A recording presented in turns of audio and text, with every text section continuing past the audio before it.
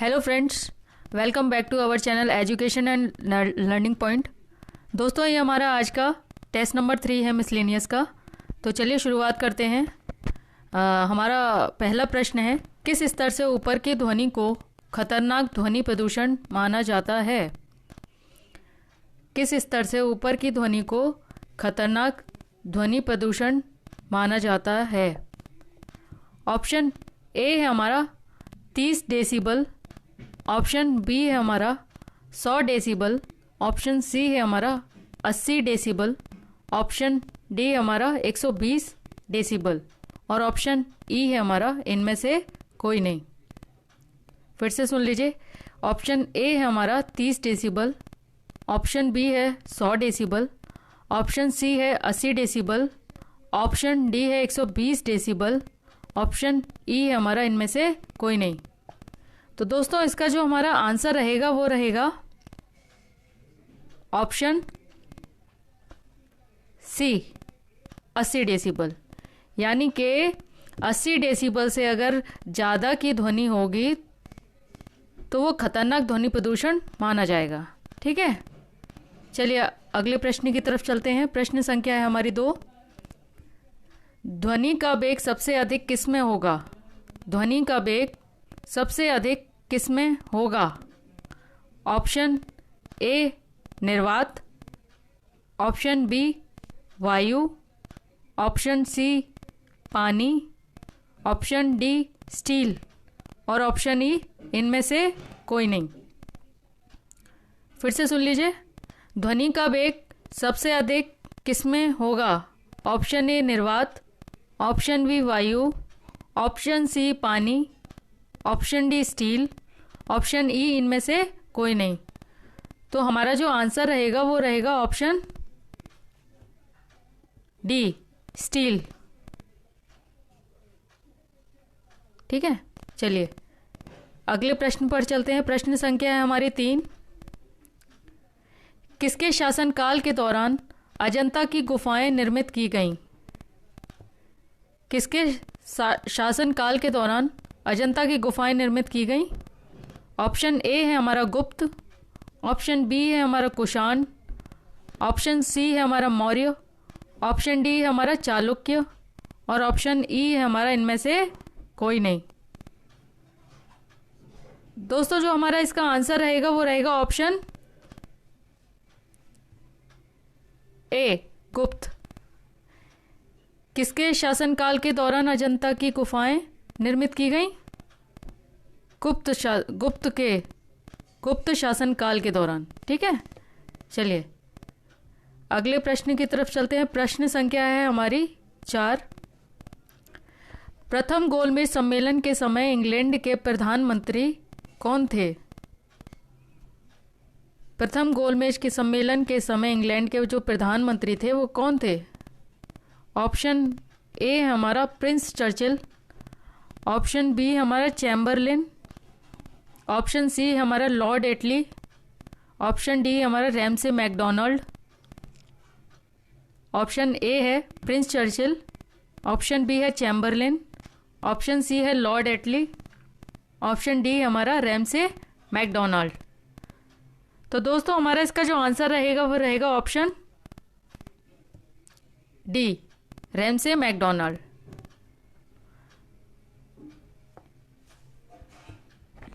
ये जो इंग्लैंड का प्रथम जो गोलमेज सम्मेलन हुआ था ये हुआ था हमारा नवंबर 1930 में, जब इंग्लैंड के प्रधानमंत्री रैमसे मैकडोनाल्ड थे। ठीक है, चलिए अगला प्रश्न है हमारा प्रश्न संख्या 5। मौत की सजा सुनाने के बाद सत्र न्यायालय उक्त मामले को पुष्टि और कार्यान्वयन के लिए किसके समक्ष प्रस्तुत करेगा? ये आपको ये गलत थोड़ा सा वर्ड मिसप्रिंट हो गया है, इसको थोड़ा सा कट कर लीजिएगा। मौत की सजा सुनाने के बाद सत्र न्यायालय ने उक्त मामले को पुष्टि और कार्यान्वयन के लिए किसके समक्ष प्रस्तुत करेगा? ऑप्शन ए है हमारा सर्वोच्च न्यायालय, ऑप्शन बी है हमारा न्यायाधिकरण, ऑप्शन सी है हमारा उच्च न्यायालय। ऑप्शन डी है हमारा न्यायिक दंडाधिकारी। ऑप्शन ए सर्वोच्च न्यायालय। ऑप्शन बी न्यायाधिकरण। ऑप्शन सी उच्च न्यायालय। ऑप्शन डी न्यायिक दंडाधिकारी। दोस्तों हमारा जो इसका आंसर रहेगा वो रहेगा ऑप्शन सी उच्च न्यायालय। Option C is the correct answer, उच्च न्यायालय। चलिए चलते हैं अपने अगले प्रश्न पर। प्रश्न संख्या है 6। भारतीय संविधान के निम्नलिखित अनुच्छेद में से कौन सा राज्यों को गायों के वध पर रोक लगाने का निर्देश देता है? भारतीय संविधान के निम्नलिखित अनुच्छेद में से कौन सा राज्यों को गायों के वध पर रोक लगाने का निर्देश देता है? दोस्तों इसका ऑप्शन रहेगा हमारा ऑप्शन ए 54। ऑप्शन बी हमारा अनुच्छेद 50। ऑप्शन सी है हमारा अनुच्छेद 48। ऑप्शन डी हमारा अनुच्छेद 52। फिर से सुन लीजिए। ऑप्शन ए है हमारा आर्टिकल 54। ऑप्शन बी हमारा आर्टिकल 50। ऑप्शन सी हमारा आर्टिकल 48। ऑप्शन डी हमारा आर्टिकल 52। तो हमारा जो इसका आंसर रहेगा वो रहेगा option C article 48। Article 48 is the correct answer. Article 48 क्या कहता है? आर्टिकल 48 कहता है कृषि और पशुपालन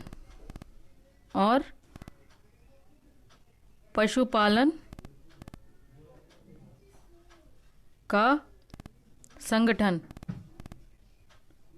और इसी के अंतर्गत जो आता है आर्टिकल 48 का, ये क्या कहता है? ये कहता है पर्यावरण का संरक्षण, पर्यावरण का संरक्षण और संवर्धन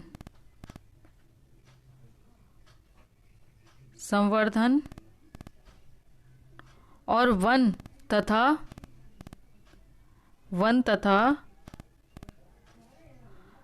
वन्य जीवों की रक्षा, वन्य जीवों की रक्षा। ठीक है। ऑप्शन 48 जो हमारा अनुच्छेद आर्टिकल 48 का है वो कहता है पर्यावरण का संरक्षण और संवर्धन और वन तथा वन्य जीवों की रक्षा। तो हमारा जो इसका आंसर है, इसका आंसर है हमारा article 48। C is the correct answer. इनके जो और अनुच्छेद हैं उनके बारे में बता दूं मैं आपको। आर्टिकल 54।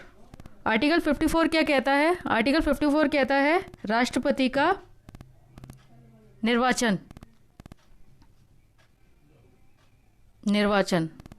ठीक है, किसका? राष्ट्रपति का। आर्टिकल 54। और आर्टिकल जो 50 है वो क्या कहता है? आर्टिकल 50 कहता है हमारा कार्यपालिका से न्यायपालिका का पृथक्करण, कार्यपालिका से न्यायपालिका का पृथक्करण। ठीक है, पृथक्करण। और ऑप्शन और जो हमारा आर्टिकल 52 है वो क्या कहता है? आर्टिकल 52 हमारा कहता है भारत का एक राष्ट्रपति होगा, भारत का राष्ट्रपति, यानी भारत का एक राष्ट्रपति होगा, ये कहता है हमारा आर्टिकल 52। तो इसका जो हमारा आंसर रहेगा दोस्तों ये रहेगा भारतीय संविधान के निम्नलिखित अनुच्छेद में से कौन सा राज्यों को गायों के वध पर रोक लगाने का निर्देश देता है? वो है article 48। 48 is the correct answer. चलिए अगले प्रश्न पर चलते हैं। प्रश्न संख्या है हमारी 7।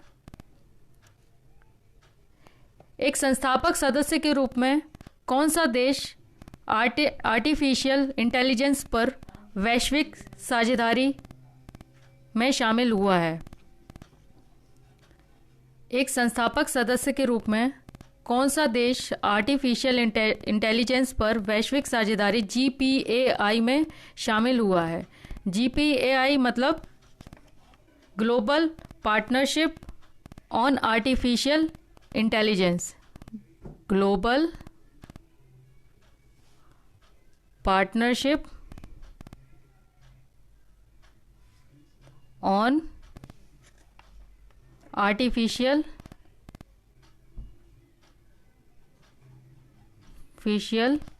इंटेलिजेंस। ठीक है, तो इसका जो हमारा ऑप्शन रहेंगे वो है हमारे ऑप्शन ए है हमारा चीन, ऑप्शन बी है हमारा भारत, ऑप्शन सी है हमारा रूस, ऑप्शन डी है हमारा इनमें से कोई नहीं। फिर से सुन लीजिए, ऑप्शन ए है हमारा चीन, ऑप्शन बी है हमारा भारत, ऑप्शन सी है हमारा रूस, ऑप्शन डी हमारा इनमें से कोई नहीं। तो दोस्तों इसका जो हमारा आंसर रहेगा वो रहेगा ऑप्शन बी, भारत। एक संस्थापक सदस्य के रूप में कौन सा देश आर्टिफिशियल इंटेलिजेंस पर वैश्विक साझेदारी यानी कि global partnership on artificial intelligence में शामिल हुआ है? वो है भारत। ठीक है, अब ये जो शामिल हुआ ये कब हुआ? ये हुआ 15 जून 2020 को। भारत जब शामिल हुआ जो कब हुआ? 15 जून 2020 को। ठीक है, चलिए इसमें क्या है, GPAI के जो इसमें जो अन्य सदस्य हैं वो कौन कौन से हैं? अमेरिका, ब्रिटेन, यूरोपीय संघ, Australia,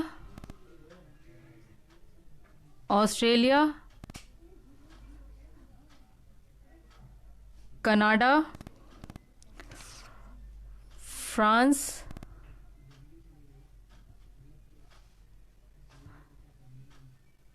Germany, Italy, Japan, Mexico,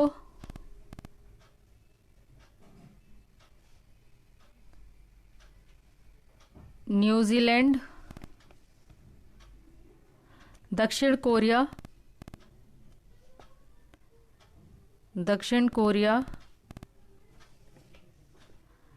तथा जो सिंगापुर है, सिंगापुर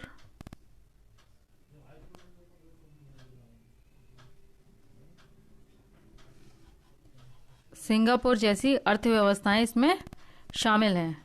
ठीक है, तो इसका जो आंसर था हमारा, एक संस्थापक सदस्य के रूप में कौन सा देश आर्टिफिशियल इंटेलिजेंस पर वैश्विक साझेदारी में शामिल हुआ? वो है भारत, ऑप्शन बी। चलिए अगले प्रश्न पर चलते हैं। अगला प्रश्न है हमारा 8। भारत के महान्यायवादी की नियुक्ति कौन करता है? भारत के जो महान्यायवादी हैं उनकी नियुक्ति कौन करता है? ऑप्शन है हमारा भारत के प्रधानमंत्री, ऑप्शन बी हमारा भारत के राष्ट्रपति, ऑप्शन सी हमारा केंद्रीय कानून मंत्री, ऑप्शन डी हमारा भारत के मुख्य न्यायाधीश। फिर से सुन लीजिए, भारत के ऑप्शन ए हमारा भारत के प्रधानमंत्री, ऑप्शन बी हमारा भारत के राष्ट्रपति, ऑप्शन सी हमारा केंद्रीय कानून मंत्री, ऑप्शन डी हमारा भारत के मुख्य न्यायाधीश। तो इसका जो हमारा आंसर रहेगा, भारत के महान्यायवादी की जो नियुक्ति करता है वो कौन करता है? भारत के राष्ट्रपति, यानी कि ऑप्शन बी हमारा सही रहेगा। यानी कि इसको बोलते हैं हम अटॉर्नी जनरल जो ऑफ इंडिया जो हमारे हैं वो आर्टिकल 76 के अंतर्गत होता है। ठीक है, आर्टिकल 76 में अटॉर्नी जनरल की नियुक्ति की जाती है, आर्टिकल 76 के अंतर्गत। चलिए इसका जो आंसर है हमारा भारत के राष्ट्रपति। अगले प्रश्न पर चलते हैं। प्रश्न संख्या है हमारी 9। भारतीय बैडमिंटन संघ का गठन किस वर्ष में किया गया था? भारतीय बैडमिंटन संघ का गठन किस वर्ष में किया गया था? इसका जो आंसर रहेगा, ऑप्शन रहेगा, ऑप्शन है हमारा 1978, ऑप्शन बी है हमारा 1934, ऑप्शन सी हमारा 1967, ऑप्शन डी हमारा 1956। फिर से सुन लीजिए, ऑप्शन ए हमारा 1978, ऑप्शन बी हमारा 1934, ऑप्शन सी है 1967, ऑप्शन डी है 1956।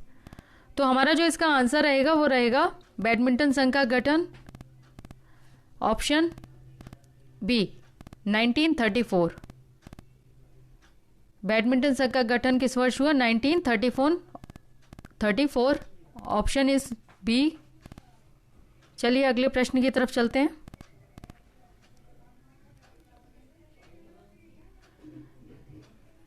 प्रश्न संख्या हमारी 10। राष्ट्रीय मानवाधिकार आयोग मानव अधिकार संरक्षण अधिनियम 1993 के तहत स्थापित एक निकाय है। राष्ट्रीय मानवाधिकार आयोग मानव अधिकार संरक्षण अधिनियम 1993 के तहत स्थापित एक निकाय है। ऑप्शन ए है हमारा संवैधानिक निकाय, ऑप्शन बी है हमारा सांविधिक निकाय, ऑप्शन सी है हमारा कार्यकारी निकाय, ऑप्शन डी है हमारा इनमें से कोई नहीं। ऑप्शन ए है संवैधानिक निकाय, ऑप्शन बी है सांविधिक निकाय, ऑप्शन सी है हमारा कार्यकारी निकाय, ऑप्शन डी हमारा इनमें से कोई नहीं।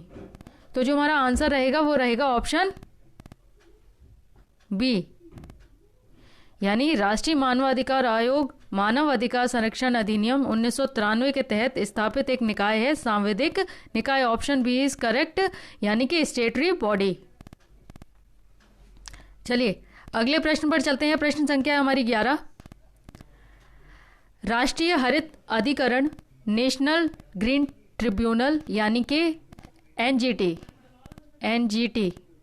किस वर्ष में स्थापित किया गया था?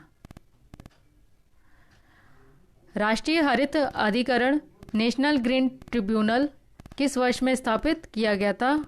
ऑप्शन ए है हमारा 2010, ऑप्शन बी है हमारा 2005, ऑप्शन सी है हमारा 2007, ऑप्शन डी है हमारा 2004। तो दोस्तों जो हमारा आंसर रहेगा वो रहेगा ऑप्शन ए 2010। राष्ट्रीय हरित अधिकरण नेशनल ग्रीन ट्रिब्यूनल किस वर्ष में स्थापित किया गया? 2010 में, एनजीटी। चलिए अगले प्रश्न की तरफ चलते हैं। प्रश्न संख्या है हमारी 12। रेडियोधर्मिता की खोज किसके द्वारा की गई थी? रेडियोधर्मिता की खोज किसके द्वारा की गई थी? ऑप्शन ए है हमारा बोर, ऑप्शन बी है हमारा बेकरेल, ऑप्शन सी है हमारा रदरफोर्ड, ऑप्शन डी है हमारा मैडम क्यूरी। फिर से सुन लीजिए, रेडियोधर्मिता की खोज किसके द्वारा की गई थी? ऑप्शन ए है हमारा बोर, ऑप्शन बी है हमारा बेकरेल, ऑप्शन सी है हमारा रदरफोर्ड, ऑप्शन डी है हमारा मैडम क्यूरी। तो हमारा जो इसका आंसर रहेगा वो रहेगा ऑप्शन बी, बेकरेल। रेडियोधर्मिता की खोज किसके द्वारा की गई थी? बेकरेल के द्वारा। ठीक है, चलिए अपने अगले प्रश्न पर चलते हैं। प्रश्न संख्या हमारा 13। अंगूर में निम्नलिखित में से कौन सा कार्बनिक अम्ल प्रमुख है? अंगूर में निम्नलिखित में से कौन सा कार्बनिक अम्ल प्रमुख है? ऑप्शन ए हमारा एस्टिक एसिड, ऑप्शन बी है हमारा साइट्रिक एसिड, ऑप्शन सी है हमारा टार्टरिक एसिड, ऑप्शन डी हमारा मैलिक एसिड। फिर से सुन लीजिए, ऑप्शन ए हमारा एस्टिक एसिड, ऑप्शन बी हमारा साइट्रिक एसिड, ऑप्शन सी हमारा टार्टरिक एसिड और ऑप्शन डी हमारा मैलिक एसिड। इसमें जो हमारा आंसर रहेगा वो रहेगा ऑप्शन सी, टार्टरिक एसिड। अंगूर में निम्नलिखित में से कौन सा कार्बनिक अम्ल प्रमुख है? Tartaric acid. ठीक है, औरों के बारे में मैं आपको बता दूं, एसिटिक एसिड यानी कि एसिटिक अम्ल जो है ये किस में मिलता है? ये हमें मिलता है सिरका में। सिरका जो हम लोग ज़्यादातर अचार वगैरह बनाने के लिए यूज़ करते हैं, सिरका, उसमें मिलता है एसिटिक एसिड। और जो हमारा साइट्रिक एसिड है वो किस में मिलता है? सिट्रिक एसिड बोलते हैं इसको। ये किस में मिलता है? ये हमें मिलता है खट्टे फलों में, जैसे कि हो गया हमारा नींबू, संतरा, और जो खट्टे फल होते हैं उनमें साइट्रिक एसिड पाया जाता है। ठीक है, चलिए। और जो हमारा मैलिक एसिड है, मैलिक एसिड क्या होता है? मैलिक एसिड होता है हमारे जो खट्टे फल होते हैं, जो फलों में खट्टा स्वाद आता है, मतलब स्वाद जो आता है खट्टा फलों में, ये मैलिक एसिड के वजह से ही आता है। फलों में खट्टा स्वाद जो होता है वो मैलिक एसिड की वजह से आता है। अब ये दोनों जो दो चीज़ें हैं, साइट्रिक एसिड, जैसे कि साइट्रिक एसिड जो मिलता है वो खट्टे फलों में होता है, और जो खट्टे फलों का जो स्वाद होता है वो होता है मैलिक एसिड की वजह से। दोनों अलग अलग चीज़ें हैं ये। चलिए अगले प्रश्न की तरफ चलते हैं। इसका जो आंसर था हमारा, इसका आंसर था हमारा ऑप्शन सी, टार्ट्रिक एसिड। अंगूर में निम्नलिखित में से कौन सा कार्बनिक अम्ल प्रमुख है? वो है टार्ट्रिक एसिड। चलिए अगले प्रश्न की तरफ चलते हैं। प्रश्न संख्या हमारी 14। लार किसके पाचन में मदद करती है? लार किसके पाचन में मदद करती है? ऑप्शन ए है हमारा वसा, ऑप्शन बी हमारा प्रोटीन, ऑप्शन सी है हमारा स्टार्च, ऑप्शन डी है हमारा फाइबर। फिर से सुन लीजिए। ऑप्शन ए है हमारा वसा, ऑप्शन बी है हमारा प्रोटीन, ऑप्शन सी है हमारा स्टार्च, ऑप्शन डी है हमारा फाइबर। तो इसका जो हमारा आंसर रहेगा वो रहेगा ऑप्शन सी, स्टार्च। लार किसके पाचन में मदद करती है? स्टार्च के पाचन में। ठीक है, चलिए अगली प्रश्न संख्या है हमारी 15। नारकोंदम द्वीप कहाँ स्थित है? नारकोंदम द्वीप जो है वो कहाँ पर स्थित है? नारकोंदम द्वीप कहाँ स्थित है? ऑप्शन ए है हमारा उत्तरी अंडमान सागर, ऑप्शन बी हमारा मालदीव, ऑप्शन सी है हमारा असम, ऑप्शन डी हमारा दक्षिण चीन सागर। फिर से सुन लीजिए। ऑप्शन ए हमारा उत्तरी अंडमान सागर, ऑप्शन बी है हमारा मालदीव, ऑप्शन सी है हमारा असम, ऑप्शन डी हमारा दक्षिण चीन सागर। तो इसका जो हमारा आंसर रहेगा वो रहेगा ऑप्शन ए, उत्तरी अंडमान सागर। नारकोंदम द्वीप कहाँ पर स्थित है? उत्तरी अंडमान सागर में। ठीक है, चलिए अपने अगले प्रश्न पर चलते हैं। प्रश्न संख्या है हमारी 16। INS विराट ने 1989 में शांति अभियान के दौरान ऑपरेशन जुपिटर में एक प्रमुख भूमिका निभाई थी।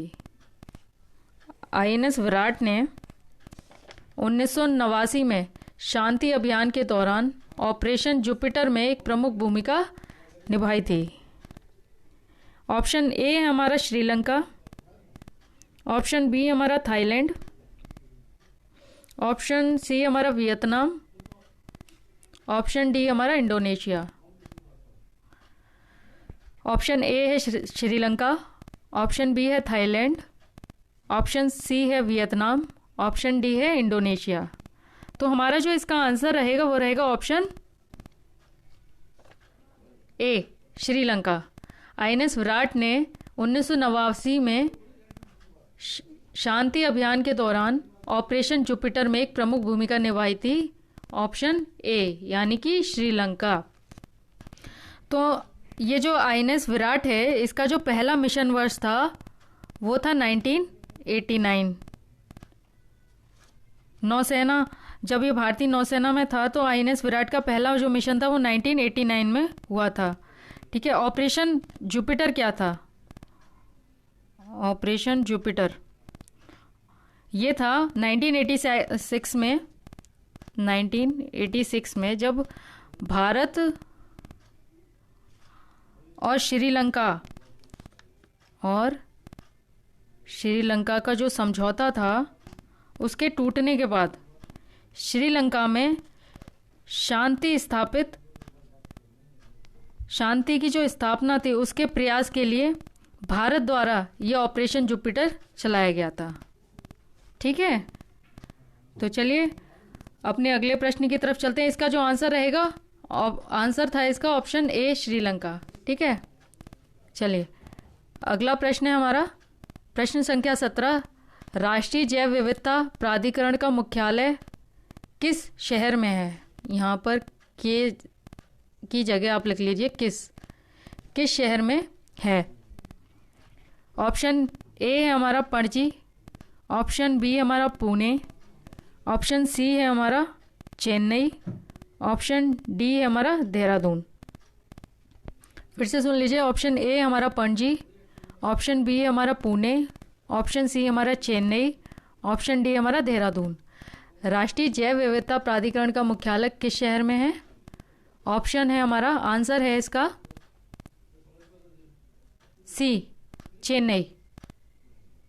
ठीक है, चलिए राष्ट्रीय जैव विविधता प्राधिकरण का मुख्यालय किस शहर में है? चेन्नई में। अगले प्रश्न की तरफ चलते हैं। प्रश्न संख्या हमारी 18।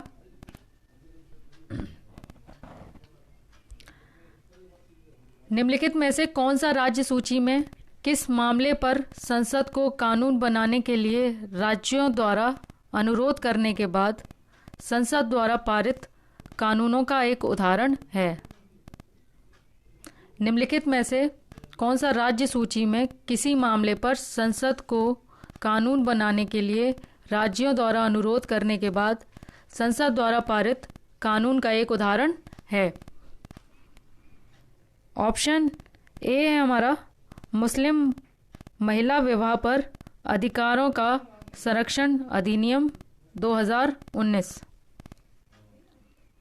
ऑप्शन बी हमारा वन्यजीव संरक्षण अधिनियम 1972। ऑप्शन सी हमारा भगोड़ा आर्थिक अपराधी अधिनियम 2018। ऑप्शन डी हमारा विकलांग व्यक्तियों का अधिकार अधिनियम 2016। फिर से देख लीजिए एक बारी। ऑप्शन ए हमारा मुस्लिम महिला विवाह पर अधिकारों का संरक्षण अधिनियम 2019। ऑप्शन बी हमारा वन्यजीव संरक्षण अधिनियम 1972।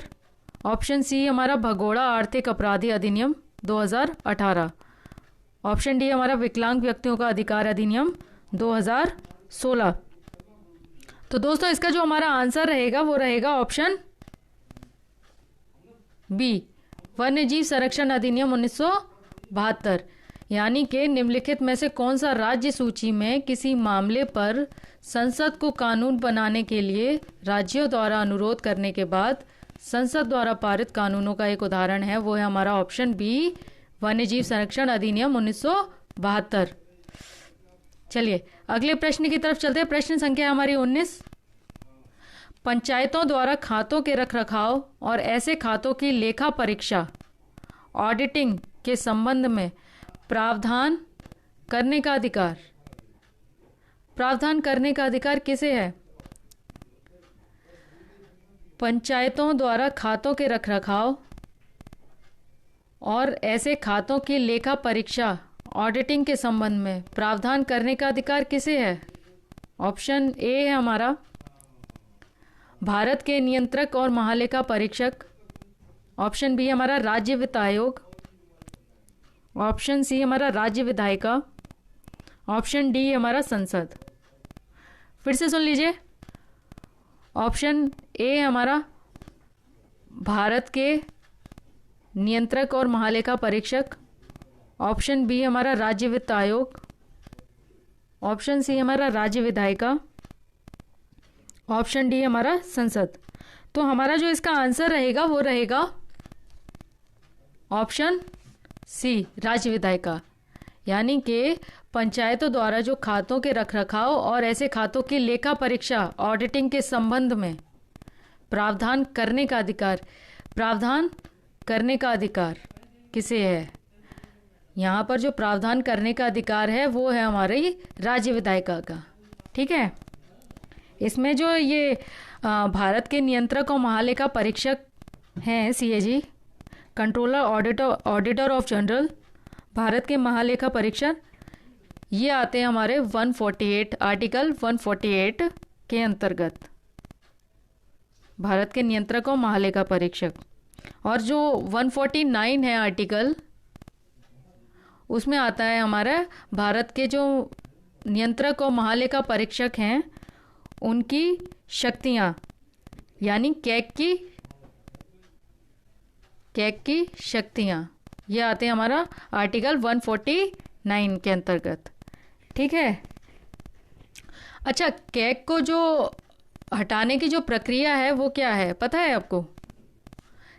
CAG, CAG, controller auditor of general, इनको जो इनके पद से हटाया जाता है तो कैसे हटाया जाता है? इनको बिल्कुल उसी तरीके से हटाया जाता है जैसे सुप्रीम कोर्ट के जो जज होते हैं ना, सुप्रीम कोर्ट के जो जज, उनके पद से हटाया जाता है। सिर्फ बिल्कुल उसी तरीके से, उसी तरह से, उसी विधि से इनके पद से हटाया जाता है।